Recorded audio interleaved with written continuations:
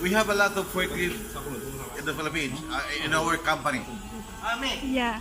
Okay, Toyota.